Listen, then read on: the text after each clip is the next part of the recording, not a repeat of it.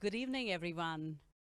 And to those of you who are in some other parts of the world, a very good morning. My name is Jasmine Sawant.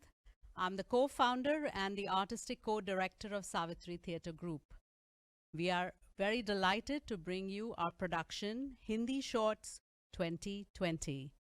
We are bringing this to you from Sampradaya Theatre, which is located in the city of Mississauga, region of Peel, province of Ontario, and Canada. Let us begin by acknowledging the land on which we gather and on which Peel region operates. It is part of the treaty lands and territory of the Mississaugas of the Credit.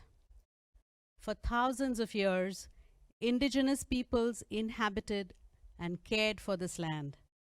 In particular, we acknowledge the territory of the Anishinaabeg, the Huron-Wendat, the Haudenosaunee, and Ojibwe Chippewa peoples. The land that is home to the Métis, and most recently, the territory of the Mississaugas of the Credit First Nation, who are direct descendants of the Mississaugas of the Credit. We are grateful to have this opportunity to work on this land, and by doing so, give our respect to its first inhabitants. We now bring you an inspirational message from Srimati Apurva Ji Srivastava, who is the Consul General of India at Toronto. Namaskar. I'm extremely delighted that Savitri Theatre Group has taken its Hindi short plays digital this year. This year has been unprecedented due to COVID-19 pandemic, but it is initiatives like this which keep us connected to our roots and identity. India is truly incredible. The sheer diversity of languages, cultures, traditions, and customs makes us unique. And it gives me great pleasure that Savitri Theatre Group is continuing with their tradition of showcasing Hindi short plays. I would like to congratulate the writers, directors, producers, the cast, and the entire support team for their resilience and for continuing this despite the pandemic. All the very best, and I look forward to watching all the plays. Thank you. Happy Diwali. Namaskar.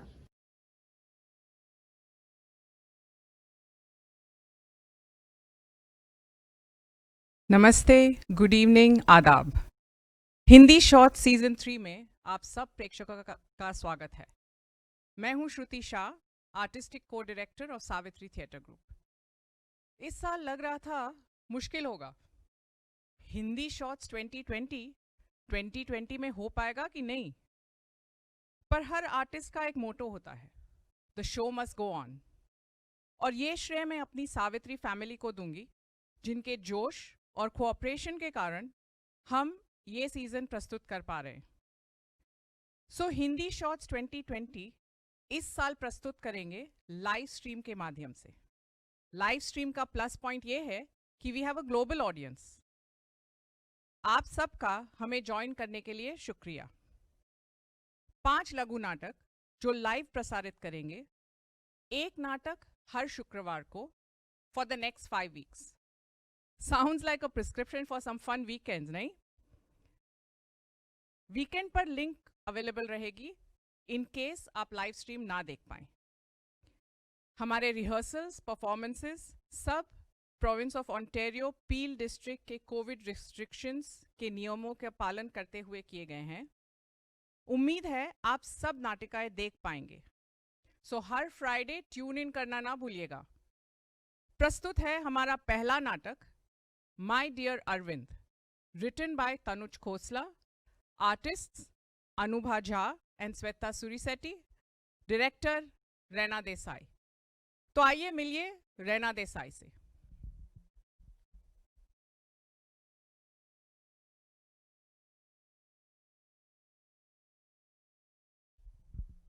Hello everyone, and thank you for joining today in our first ever live theatre stream.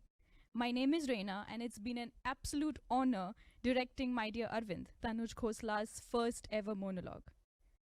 My Dear Arvind is a story of Suman, her emotions, her relations, and her journey through various stages of her life.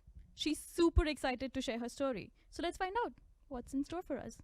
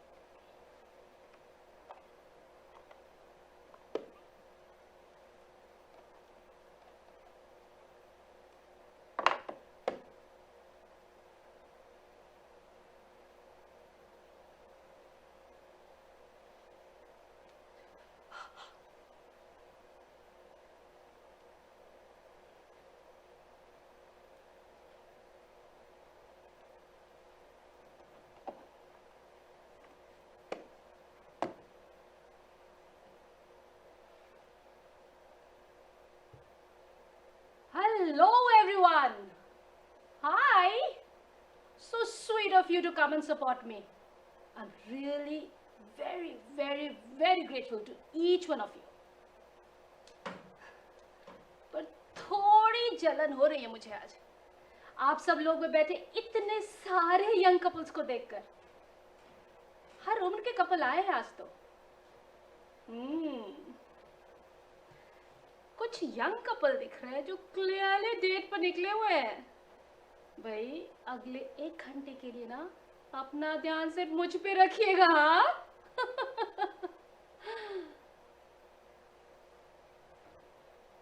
Chand young husband wife भी दिख रहे हैं।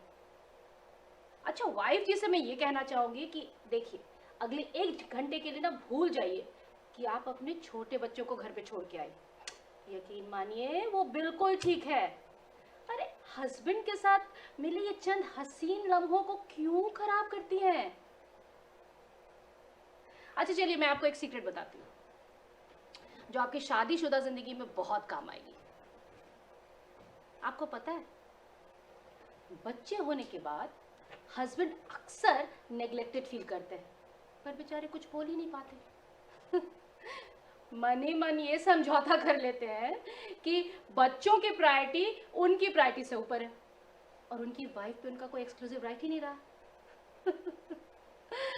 और इस neglection crisis को deal करने के लिए कुछ हस्बैंड तो अपने आप को काम में मशरूफ कर लेते हैं और कुछ खाने पीने में खुशी ढूंढकर तोंदे निकाल लेते हैं ना। लेकिन कुछ पति ऐसे हैं जो अफेयर कर लेते हैं। अरे अपने बेचारे पतियों पे थोड़ा तो ध्यान दीजिए आप लोग, है ना? हाँ आप लोग भी आए आज। हाँ तो भाई आज मिडिल एज कपल्स भी आए हैं।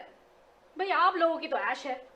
हाँ, बच्चे अपनी अपनी जिंदगी बनाने में निकल गए और आप दोनों ने अपनी इतनी सेहत तो बना ही ली है कि एक दूसरे के साथ बाहर निकलकर मूवी या थिएटर ही देख सके।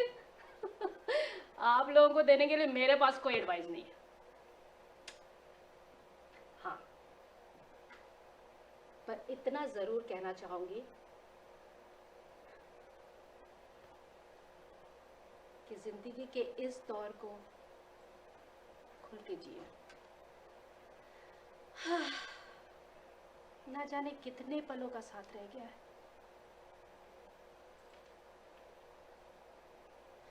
जिंदगी की सच्चाई ही यही है कि एक दिन माँ बाप छोड़कर चले जाते हैं, फिर बच्चे अपने अपने घोंसले से उड़ जाते हैं। रह जाते हैं तो सिर्फ हम पति पत्नी, एक दूसरे के साथ, एक दूसरे के पास।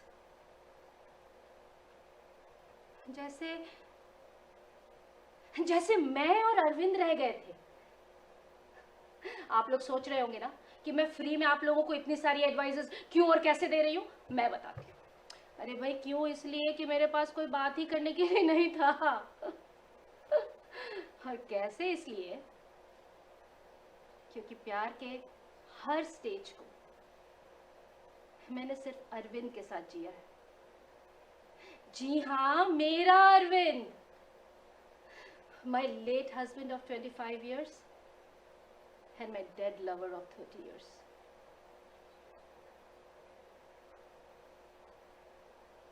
जिंदगी और प्यार के हर रंग हमने साथ में जिए। 20 की थी मैं और वो 21 का जब हम पहली बार मिले थे। अरे कॉलेज का कोई हीरो शीरो नहीं था वो, बल्कि साधारण कपड़े पहनता हुआ एक चश्मिश पढ़ाकू लड़का। और शायद इसीलिए किसी लड़की की उस पर नजर ही नहीं पड़ी थी आज तक। और जब मैंने पहली बार उसे देखा और हमने डेट करना शुरू किया तो भाई सबसे पहले तो मैंने उसका ड्रेसिंग सेंस, उसका हेयर स्टाइल, उसका बॉडी लैंग्वेज सब चेंज कर दिया। और ये सब चेंज होते ही वो कॉलेज का हार्ट थ्रो बन गया था। जिंदगी में पहली बार उसे इतनी फीमेल अटेंशन मिल रही थी। उसने कभी मुझे बोला नहीं, पर मैं जानती थी कि वो ये सब चीजें काफी एंजॉय कर रहा है। अरे अगर उस टाइम वो सिंगल होता ना तो पक्का कॉलेज का प्लेबॉय बन जाता। पर वो तो मेरे साथ फंसा हुआ था ना। एंड माइंड यू, मैं दिखती हूँ सीधी सादी, but when it came to my man, I was a bloody tigress. अरे 20 साल की उम्र में अकल ही कहाँ होती है। कई साल लग गए मुझे ये समझने में that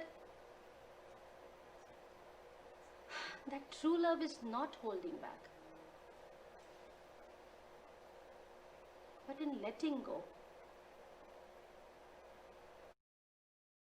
एक दूसरे को स्पेस देना, आजादी देना, अरे यही तो प्यार है। और अगर आपका प्यार सच्चा और मजबूत है ना, तो कोई भी तीसरा आपके प्यार के बीच नहीं आ सकता। पर 20 साल की सुमन को यह समझ ही कहाँ आता था। वो अपने अरविंद को लेकर इतनी पोजेसिव जो हो गई थी। आज हमारी 2 बेटियां हैं। बड़ी वाली आयशा, उफ, वो भी इस मामले में बिल्कुल ऐसी ही है। अपने बॉयफ्रेंड रोहन को लेकर इतनी पोजेसिव और टची है। उफ, मैं और अरविंद अक्सर उसे समझाते थे, पर आपको तो पता ही, आजकल के बच्चे समझते कहाँ हैं। अरे 1 सेकंड नहीं लगाते माँ बाप को उनकी जगह दिखाने में। अरविंद से तो फिर भी थोड़ा बहुत वो डरते थे, पर मुझे तो पता नहीं कितनी बार mom mind your own business के व्हाट्सएप मैसेजेस आते थे।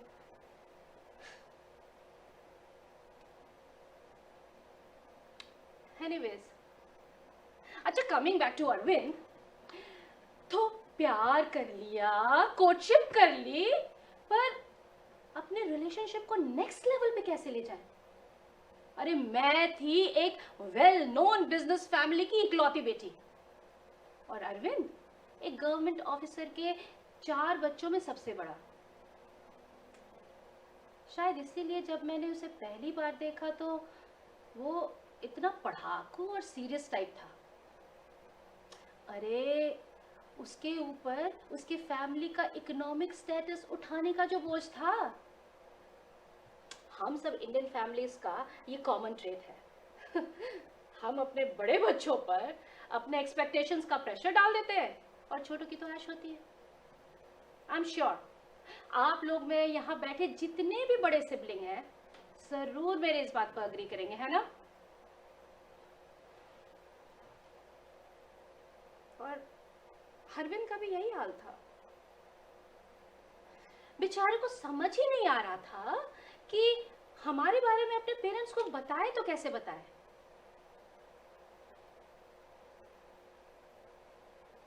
पर उन्हीं दिनों से पता चला कि एक बैंक में जूनियर लेवल की पोजीशन की ओपनिंग है और उसे वो जॉब मिल भी गया। और इधर मेरे पेरेंट्स ने लड़का देखना शुरू कर दिया मेरे लिए। अरे 6 महीने तक छिप छिप कर हम मिलते रहे। एक बात बताइए, आप लोगों में से किसी की ऐसी कोशिश हुई है जहां छिप छिप कर मिलना पड़ता हो? बड़ा मजा आता है ना। आई नो फॉरबिडन लव का नशा ही कुछ और है। It makes you feel so alive, I tell you. Forbidden love से याद आया, शादी के कुछ साल बाद मैंने एक एड एजेंसी ज्वाइन किया था और वहां के मेरे हैंडसम और मैरिड बॉस ने मुझे एक अफेयर के लिए प्रपोज किया था। And man, he was so hot and charming, I tell you.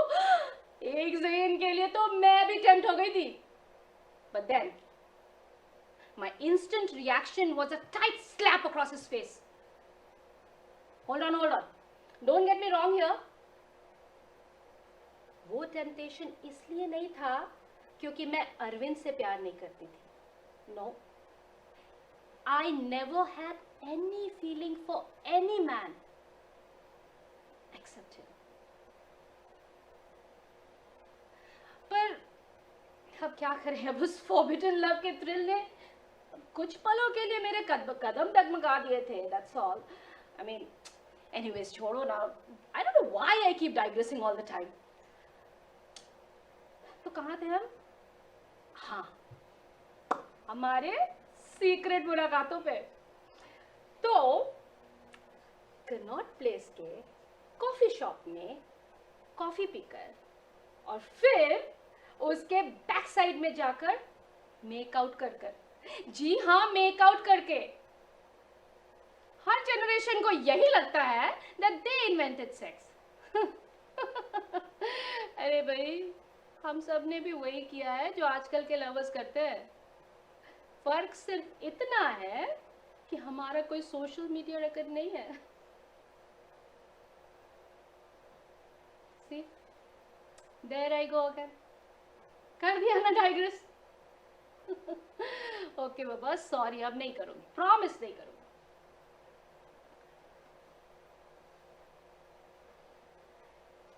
6 महीने बाद मेरे पेरेंट्स ने मेरे ऊपर एक बॉम्ब गिरा दिया। 2 महीने बाद मेरी शादी फिक्स कर दी, हमारे ही जैसे किसी पंजाबी बिजनेस फैमिली के इकलौते बेटे के साथ। पापा जी ने तो लेन देन भी फिक्स कर दिया था, और मम्मी जी बनारस निकल गई थी सोने की कारीगरी वाले लहंगे बनवाने। भाई 35 सालों में ना दिल्ली बहुत बदल गई है, पर एक चीज जो नहीं बदली वो है वहां की शादियां। पहले भी वो वही थी, पैसे की नुमाइश, और आज भी वही है, the big fat Indian wedding.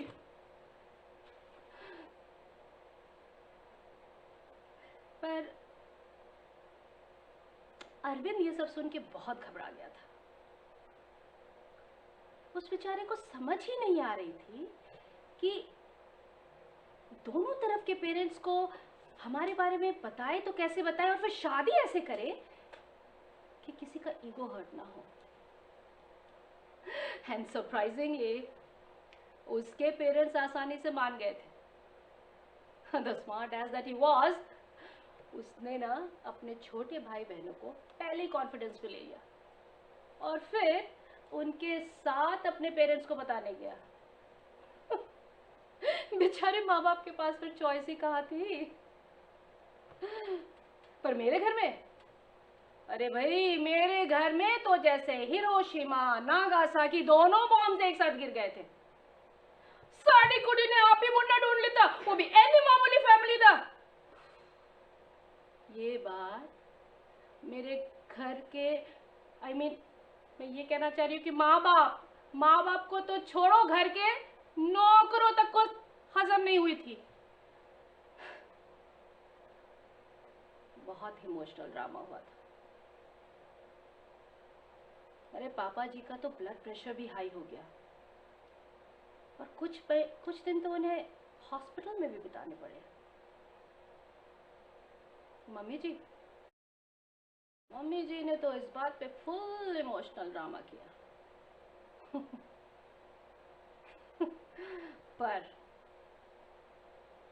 पर वो मेरा डिसीजन नहीं बदल पाए।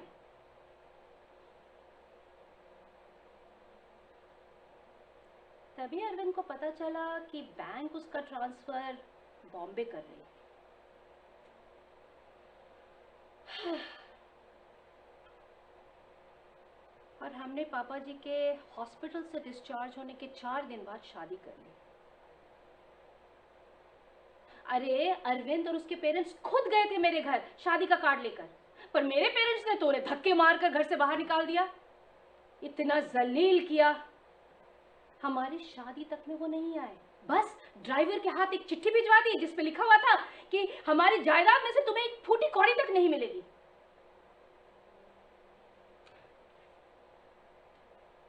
बहुत दुख हुआ था मुझे। जायदाद खोने का दुख नहीं था,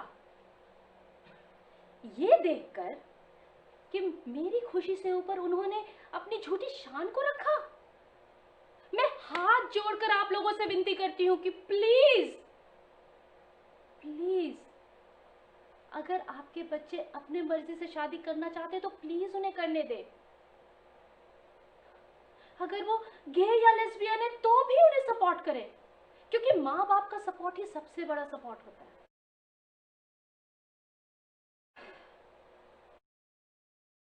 नहीं तो सारी जिंदगी वो मेरी तरह अनाथ और अकेला महसूस करेंगे।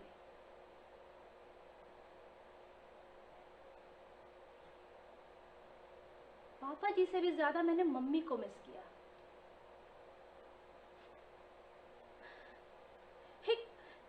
एक नई शादीशुदा लड़की के लिए उसकी माँ का इमोशनल सपोर्ट सबसे बड़ा सपोर्ट होता है।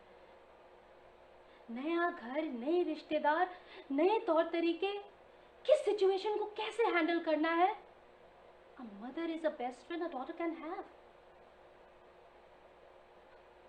पर मेरी माँ ने तो जैसे अपना दिल पत्थर का कर लिया था। मेरी प्रेगनेंसी की न्यूज भी उनसे एक फोन तक नहीं करवा पाई।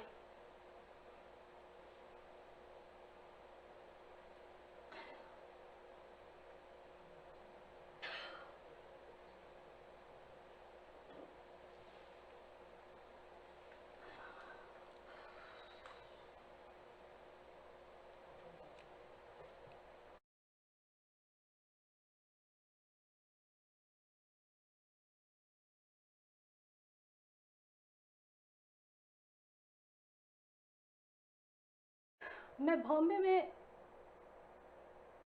अकेली, उस टाइम प्रेग्नेंट भी थी।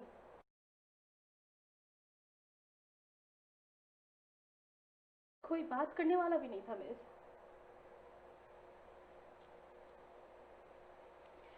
अरविंद भी देर रात तक ऑफिस में काम करता, पर हमारा वहां ना कोई रिश्तेदार था, ना ही कोई दोस्त।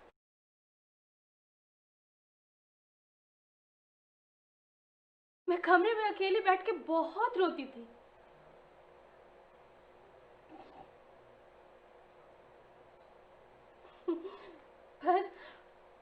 पर काफी हद तक अरविंद ने मेरा दुख बहुत कम कर दिया था।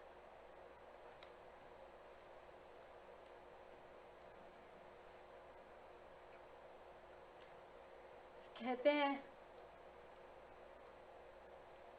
दुख और सुख का चोली दामन का साथ होता है। कुछ महीनों बाद मेरी बेटी आयशा पैदा हो गई। और जब मैंने पहली बार उसे अपने हाथों में लिया तो मैंने खुद से एक वादा किया कि मैं अपने दोनों बच्चों को उनकी माँ की कमी कभी महसूस नहीं होने दूंगी। और आज तक मैंने ये वादा निभाया है। आज भी मैं उनकी सबसे अच्छी दोस्त बन के रही हूं। पर आप लोग में से कुछ लोग ये सोच रहे होंगे ना कि कभी तो मुझे माँ बाप को छोड़ने का दुख हुआ होगा, कभी तो पछतावा हुआ होगा। अरे भाई, पर छोड़ा तो उन्होंने था ना मुझे।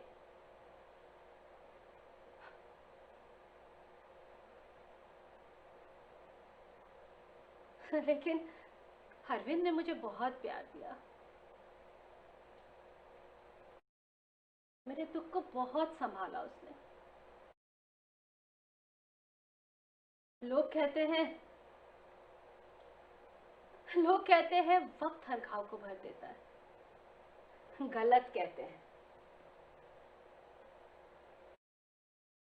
घाव प्यार से भरता है। जो मेरे अरविंद ने मुझे दिया, बहुत दिया। और आज जब वो नहीं है तो उसकी नामौजूदगी का ये घाव शायद अब कभी नहीं भर पाएगा, मेरे ही साथ चला जाएगा।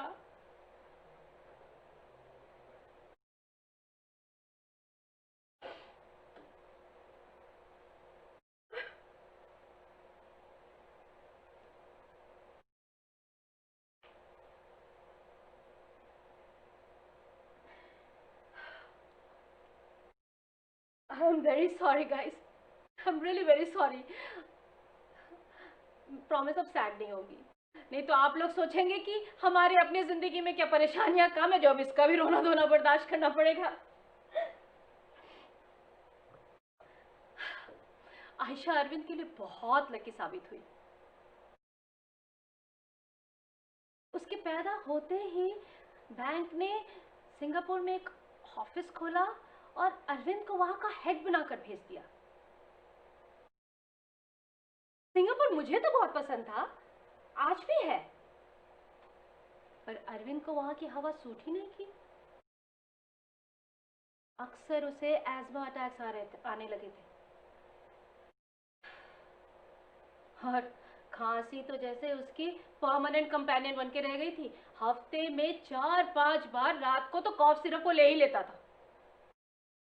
इमेजिन,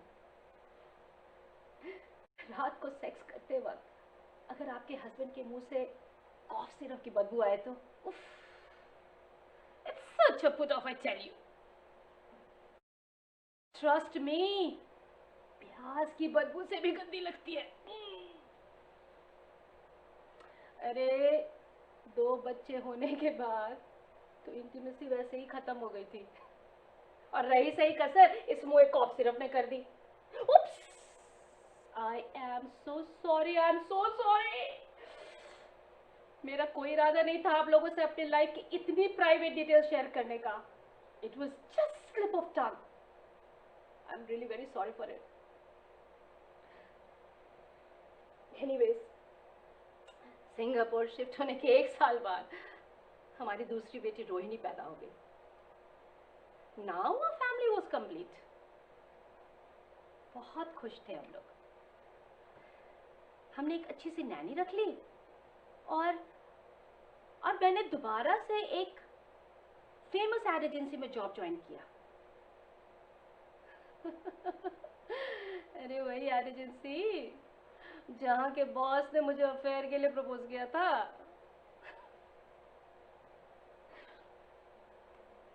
हमारी जिंदगी अब तेजी से और बहुत अच्छे से कट रही थी,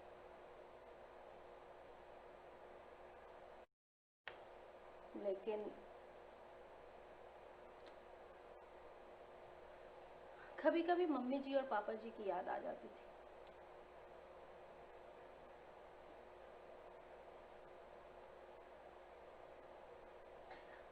रोहिणी के पैदा होने के बाद मैंने एक बार तो अपने ईगो को मार कर उन्हें फोन भी किया था।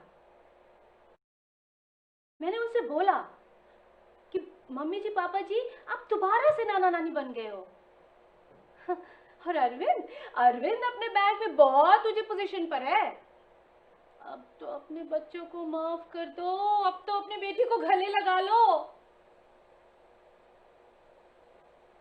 पर पापा जी का वो जवाब आज तक मेरे कानों में गूंजता है।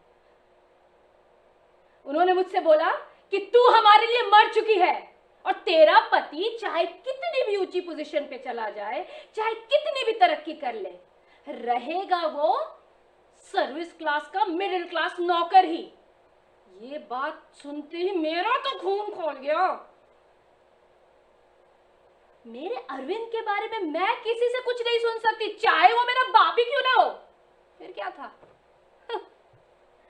बचपन से बड़े होते हुए मैंने जितनी भी माँ बहन की गाली उनके मुंह से सुनी थी ना, सब उन्हें ही दे डाली और फोन उनके मुंह पे पटक दिया। फिर दोबारा मैंने उनसे कभी बात नहीं की। और फिर अगर बच्चों ने कभी पूछा मुझसे कि मम्मी मम्मी नाना नानी कहाँ हैं, मैंने तो उनसे कह दिया कि वो मर चुके हैं।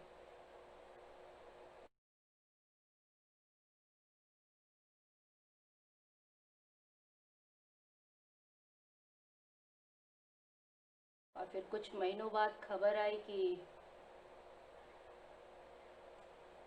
एक रोड एक्सीडेंट में उनकी मौत हो गई।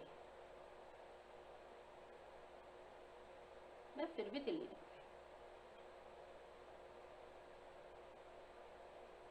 मेरे अरविंद से बढ़कर मेरे लिए कोई नहीं था। अरे उसके लिए तो मैं भगवान से भी लड़ जाती।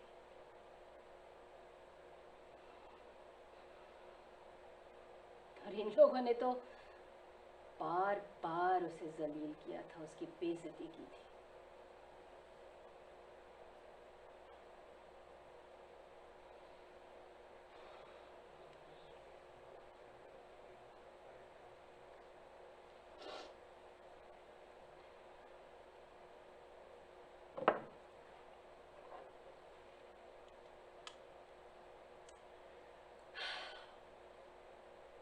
खैर,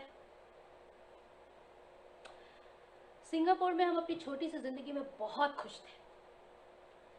बैंक ने अरविंद को वहां का रीजनल हेड बना दिया था और अब वो महीने में 20 दिन ट्रैवल करता, और इधर मेरे भी बैक टू बैक प्रमोशंस हो रहे थे।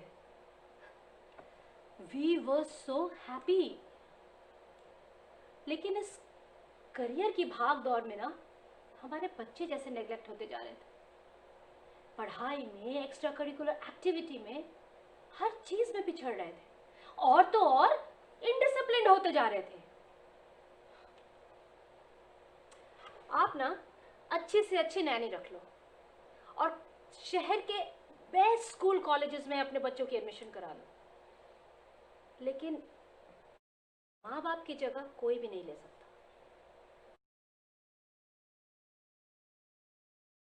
And that's when we realized that one of us needs to take a back seat. And as expected, it was me. Overnight, मैं एक सक्सेसफुल और राइजिंग करियर को छोड़कर स्टे एट होम मॉम बन गई थी। और अरविंद से तो किसी ने जॉब छोड़ने की पॉसिबिलिटी डिस्कस भी नहीं की।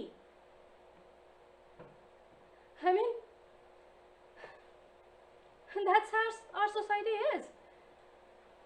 It's a given that a man's career is more important than his wife's, चाहे दोनों ही equally qualified and educated क्यों ना।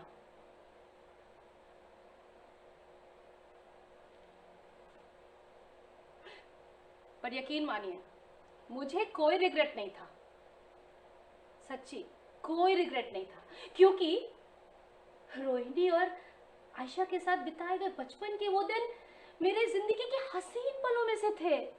I made it sure that I was present for all the important days of their lives.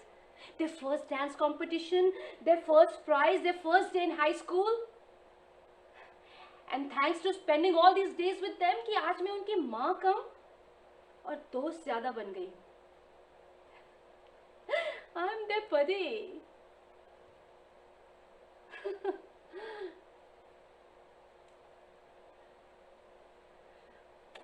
पर कभी कभी दुख होता था। लगता था जब हम किसी सोशल गैदरिंग में जाते थे, हाई सोसाइटी पार्टीज में जाते थे, और वहां के होस्ट हमें इंट्रोड्यूस कराते थे, then meet Arvind, the star banker, and his wife Suman, a homemaker.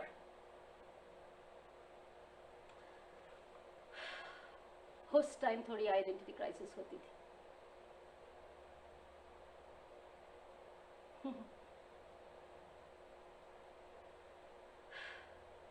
माँ बाप और दिल्ली तो पीछे ही छूट गए थे,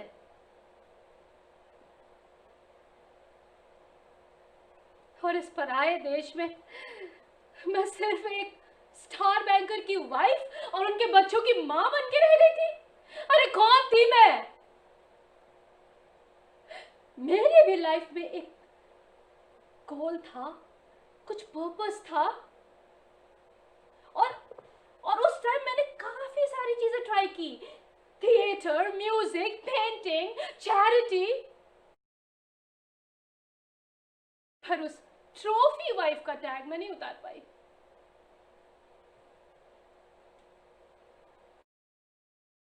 अरे I was making Arvind look good.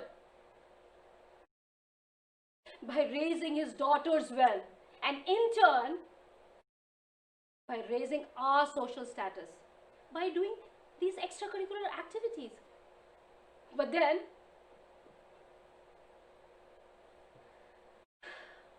when high society parties और fake smiles के बीच पता नहीं मैं कहाँ गुम होके रह गई थी.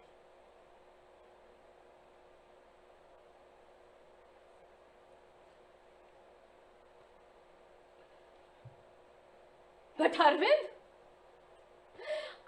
was over the moon. Delhi के एक लोअर मिडिल क्लास फैमिली से निकलकर वो आज सिंगापुर के पावर सर्कल्स में घूम रहा था. And it was not because of the kind of money that he was making. अरे रिच बैंकर्स तो हर शहर में होते हैं, बट हर किसी का चेहरा ना पेज 3 में नहीं होता. It was what I was doing with my time, despite managing his house and raising his daughters well.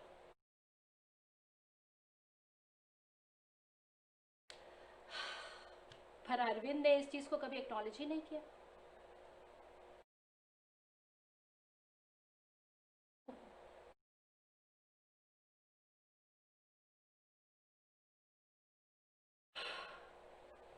Initially काफी दुख होता था,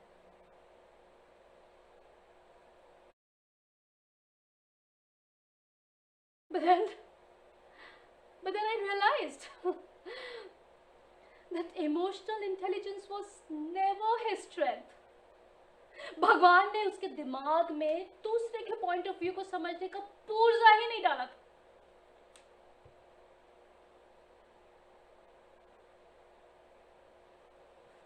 And that's why I could never completely open up my heart to him.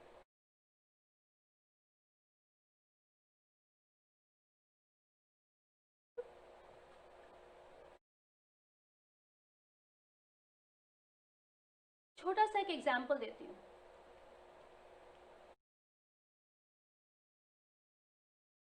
Office जाने के पहले ना अरविंद हर रोज मुझे किस करता था और लौट के आकर हक करता था.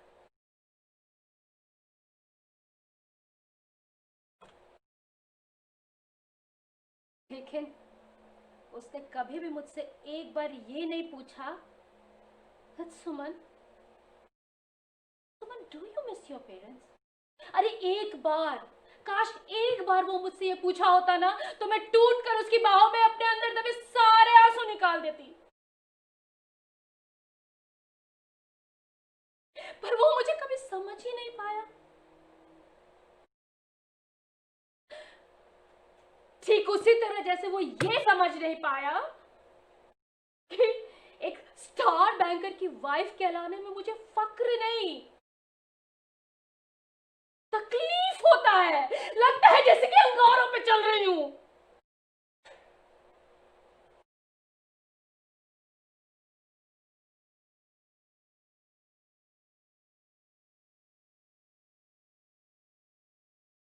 आप लोग में बैठे यहाँ जितने भी यंग कपल्स हैं, मैं आप लोगों को एक फ्री में एक और छोटा सा एडवाइस देती हूँ.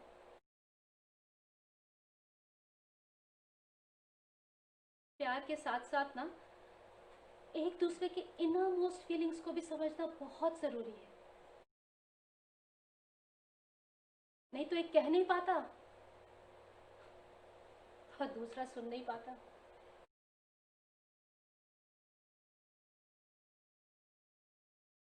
लेकिन इस एक कमी के अलावा मेरा अरविंद बिल्कुल परफेक्ट था. Loving husband and a doting father. Oh, how I miss him.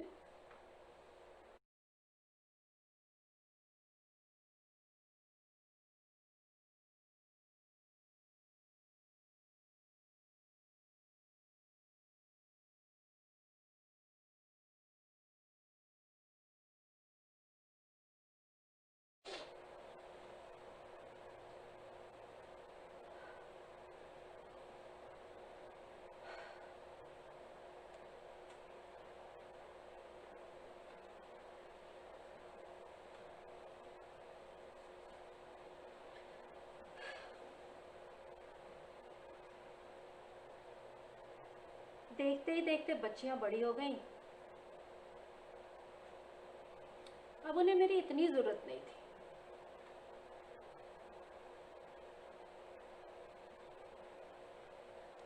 मैंने डिसाइड किया कि मैं दोबारा से जॉब ज्वाइन करती हूँ।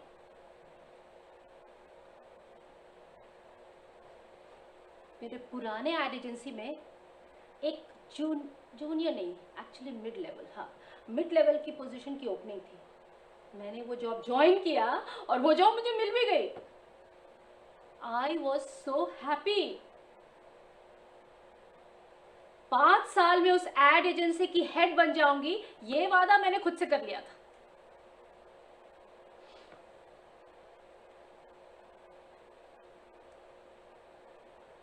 लेकिन जॉब ज्वाइन करने के कुछ दिन पहले हमने डिसाइड किया कि हम घूमने जाएंगे और हम वियतनाम घूमने गए। अच्छा देश है वियतनाम, लेकिन वहां की ट्रैफिक उफ, इंडिया के ही तरह खराब है।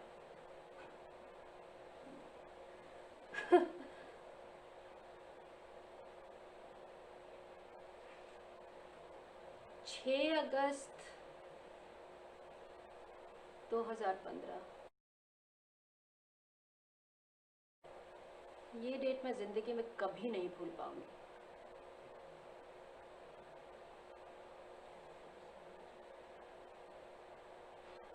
हम वियतनाम के कैपिटल हो ची मिन्ह में थे। हो ची मिन्ह ना 2 चीजों के लिए फेमस है, एक तो वहां की कॉफी और दूसरी बाइक्स। हर कोई वहां बाइक्स पे घूमता है और हर तरफ से बाइक्स आती जाती रहती हैं। मुझे याद है उस दिन ना हम टाउन सेंटर वॉक पे गए थे। काफी देर वॉक करने के बाद मैं एक बेंच पे बैठ गई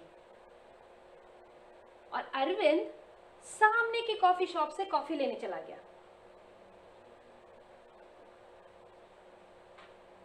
वो पल मैं जिंदगी में कभी नहीं भूल पाऊंगी।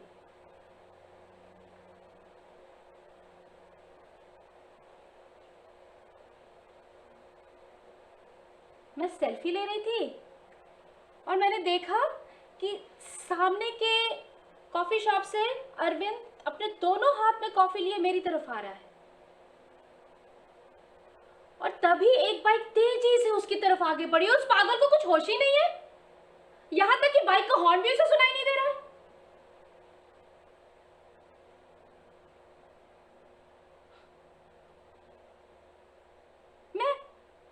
मैं जल्दी से उठी और तेजी से उसकी तरफ आगे बढ़ी।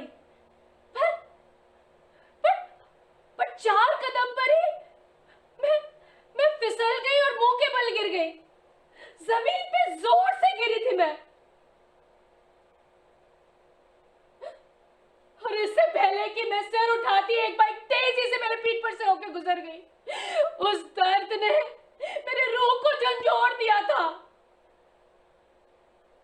लगा जैसे मेरे 2 टुकड़े हो गए हो।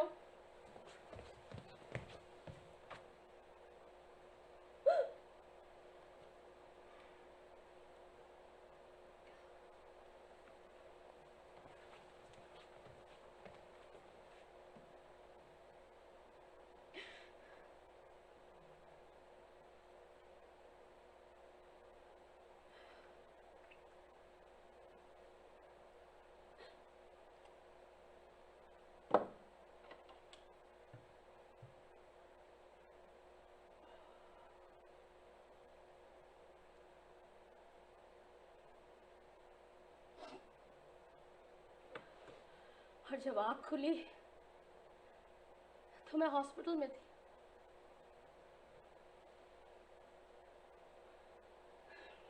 अरविंद मेरे सामने खड़ा था, बिल्कुल सही सलामत, पर मेरे स्पाइन को मेजर डैमेज हो गया था। मैं जिंदगी भर के लिए अपाहिज हो गई थी।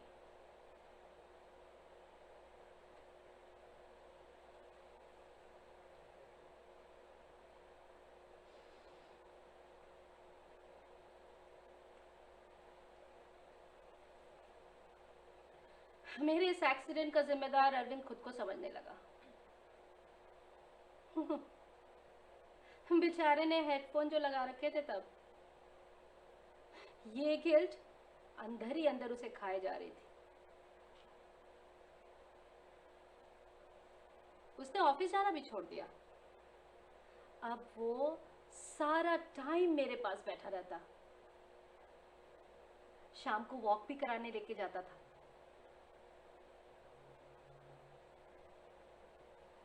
प्यार तो हम दोनों में हमेशा से था, पर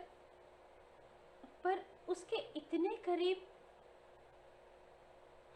करीब मैंने पहले खुद को कभी महसूस नहीं किया था। और ये करीबी उसका प्यार था या गिल्ट, ये मैं आज तक नहीं समझ पाई।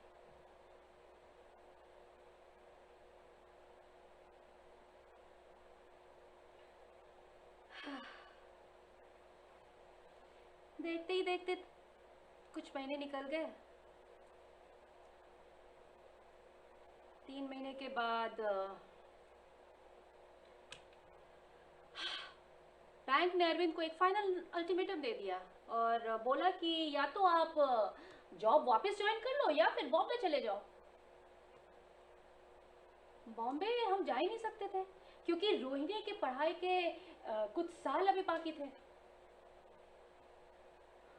इसलिए ना चाहते हुए भी अरविंद को दोबारा ज्वाइन करना पड़ा। और मैं इस व्हील चेयर में बैठकर सारा दिन घर में अकेली घूमती रहती।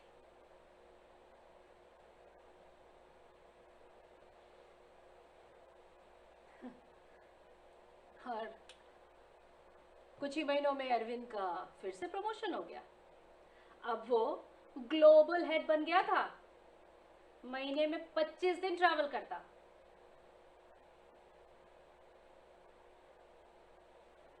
और ये दूरियां ना उसे पसंद थी और ना ही मुझे। But true to his nature, वो कभी समझ ही नहीं पाया कि मुझे उसकी कितनी जरूरत महसूस होती है।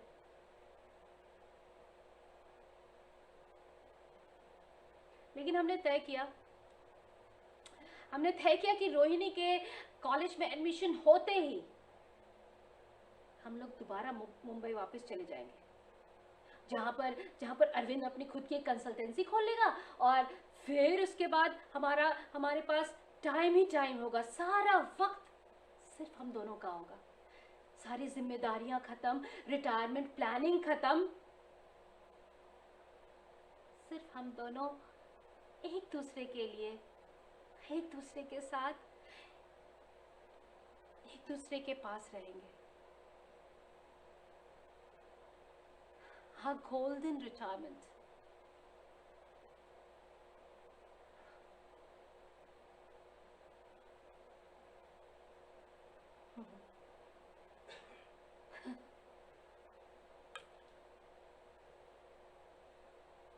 पर किस्मत इतनी मेहरबान कहा।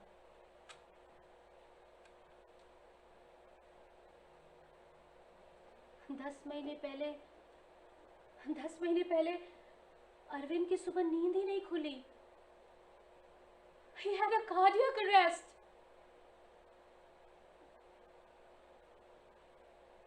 जॉब का टेंशन, मेरे एक्सीडेंट का गिल्ट या फिर फ्यूचर प्लानिंग का टेंशन,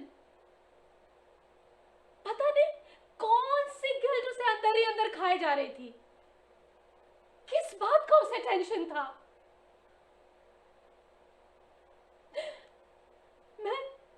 मैं उसे जोर जोर से हिलाती रही, उठो अरविंद उठो, अरविंद उठो, पर उसने आंख नहीं खोली।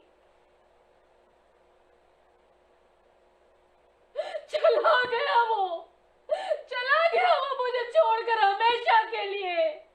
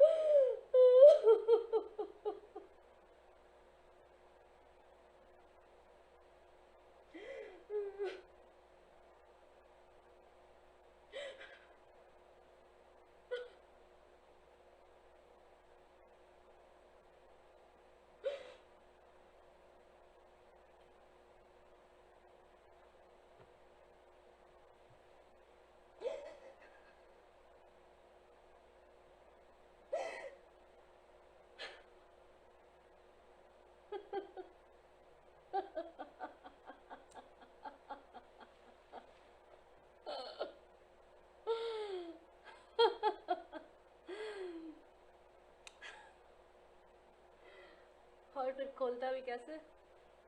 मैंने उसके कॉफ सिरप में जहर की गोलियां जो मिला दी थी।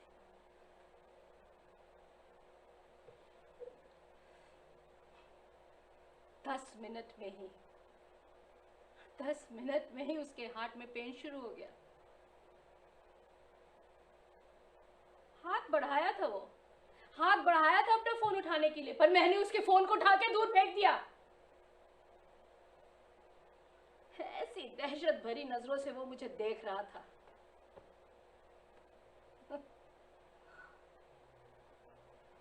मैं बड़े प्यार से उसके आंखों में आंखें डालकर मैंने बोला, क्यों अरविंद, सोनाली को फोन करना है क्या? ये सुनते ही उसके चेहरे का उड़ा रंग और उड़ गया। फिर उसने कुछ करने की कोशिश ही नहीं की, बस हाथ जोड़े प्रणाम किया, जैसे माफी मांग रहा, और फिर लेट गया। 2 मिनट बाद उसकी सांसें रुक चुकी थी।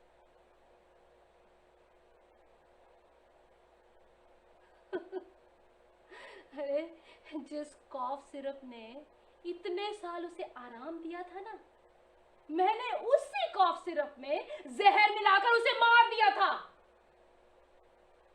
पर मुझे इस बात का कोई दुख नहीं है। सुना आप लोगों ने? मुझे इस बात का कोई दुख नहीं है, क्योंकि वो मेरा अरविंद नहीं था। मेरा अरविंद तो पता नहीं कब का मुझे छोड़कर चला गया था। ये तो उस सोनाली का अरविंद था। सोनाली, सिंगापुर की डिवोर्स सोशलाइट। पता नहीं अरविंद ने उसमें क्या देखा। अरे, मुझ बेचारी को तो पता ही नहीं चला कि अरविंद का उसके साथ चक्कर कब से चल रहा है। मुझे तो तब समझ में आया जब गलती से मैंने उसका फोन देख लिया था। अरे, इतना सेक्सुअल तो वो कभी मेरे साथ नहीं हुआ था। छुपा रुस्तम निकला इस मामले में।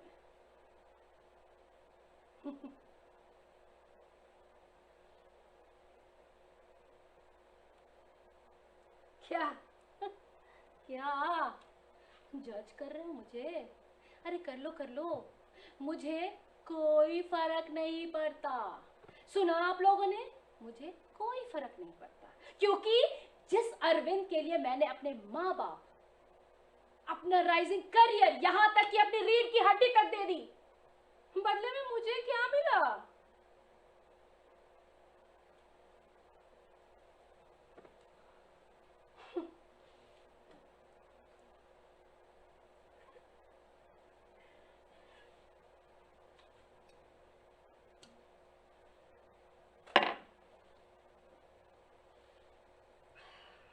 वैसे एक राज की बात और बताऊं?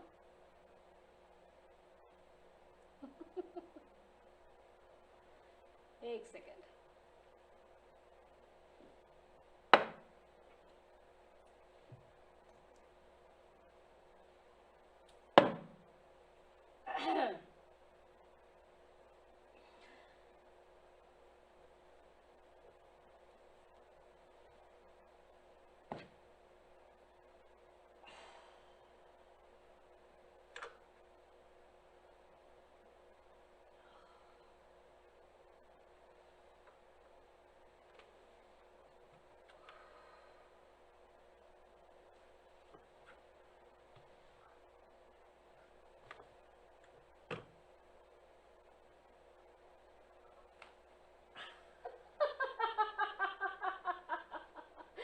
जी हाँ, मैं अपने पैरों पे खड़ी हो सकती हूँ।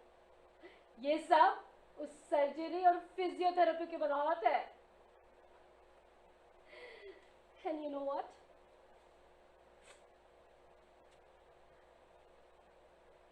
आप लोगों को ना सोचना है सोचो, आई डोंट केयर। मुझे आप लोगों के न तालियों की जरूरत है और ना ही अप्रूवल की, क्योंकि मैं अब जीऊंगी तो सिर्फ अपने लिए जीऊंगी। सुना आप लोगों ने, मैं अब सिर्फ अपने लिए जीऊंगी।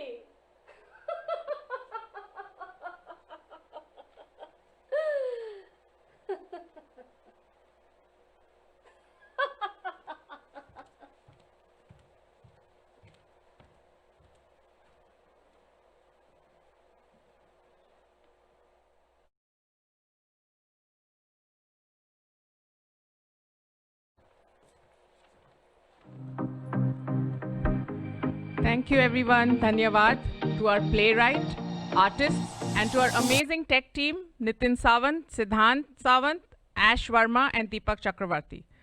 Thank you to Lata Padaji and Sampradaya Dance Creations for the theatre space. Hope आप सबको My Dear Arvind पसंद आया हो. सावित्री थिएटर ग्रुप को लाइक कीजिए, फॉलो कीजिए, ट्वीट कीजिए, शेयर कीजिए on Facebook, Instagram and Twitter. अपने रिव्यूज दीजिए.